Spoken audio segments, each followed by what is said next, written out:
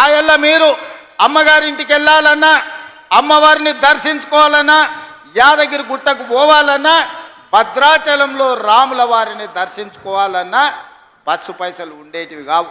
ఇంటి ఆయన ఇస్తే ఇచ్చినట్టు, లేకపోతే మీరు ఊరుకున్నట్టే ఉండే. కానీ ఇవాళ ఇంటి ఆయన బాయికాడికి పనికి పోతే మా అక్కలు ఆలయానికి పోయి దర్శనం చేసుకొని ఆయన వచ్చే లోపల మళ్ళీ ఇంటికి వచ్చేటట్టు ఈరోజు బస్సులో ఉచిత ప్రయాణం ఇచ్చిన మాట వాస్తవం కాదా?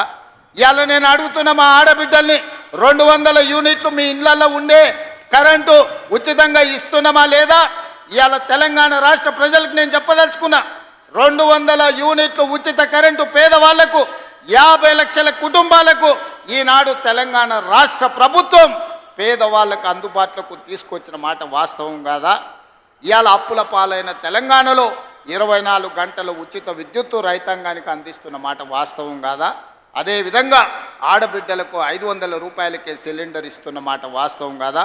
ఇవాళ నేను చెప్పదలుచుకున్న తెలంగాణ రైతాంగానికి వేదిక మీద నుంచి 25,35,000 మంది రైతులకు 20,617 కోట్ల రూపాయలు, 2 లక్షల రూపాయల వరకు రైతు రుణమాఫీ చేసి మీ రుణం తీర్చుకుంటామని చెప్పినాం. ఈనాడు మీ రైతు రుణాలను మాఫీ చేసి, ఈ రైతు రుణాల మాఫీ కాదు, ఆనాడు రైతు బంధు ఎన్నికల కోడ్ను అడ్డం పెట్టి కేసీఆర్ ఎగ్గొట్టిపోతే 7,625 కోట్ల రూపాయలు ప్రభుత్వం ఏర్పడిన ఎంబడే రైతు భరోసా పథకం ద్వారా మీ ఖాతాలలో నిధులేసిన మాట వాస్తవం కాదా? ఈ రకంగా చెప్పుకుంటూ పోతే తెలంగాణ ఉద్యమంలో ఉన్న నిరుద్యోగ యువకులకు 57,924 ప్రభుత్వ ఉద్యోగాలను మొదటి 10 నెలల్లోనే నియామకాలు అందించి నిరుద్యోగ సమస్యను తెలంగాణ రాష్ట్ర పొలిమేర్లు దాటే వరకు తరిమిన మాట వాస్తవం కాదా?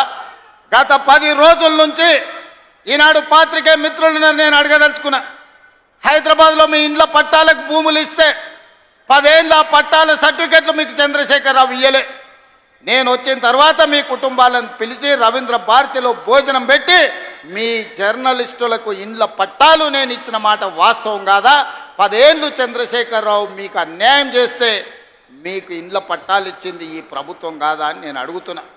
ఇవాళ గ్రూప్ 1 పరీక్షలు, గ్రూప్ 2 పరీక్షలు, గ్రూప్ 3 పరీక్షలు, ఇవాళ మీ ఉద్యోగాల కోసం ఈరోజు పరీక్ష ఫలితాలను ఇచ్చి ఈరోజు మిమ్మల్ని ఆదుకునే ప్రయత్నం చేస్తున్నాం కదా.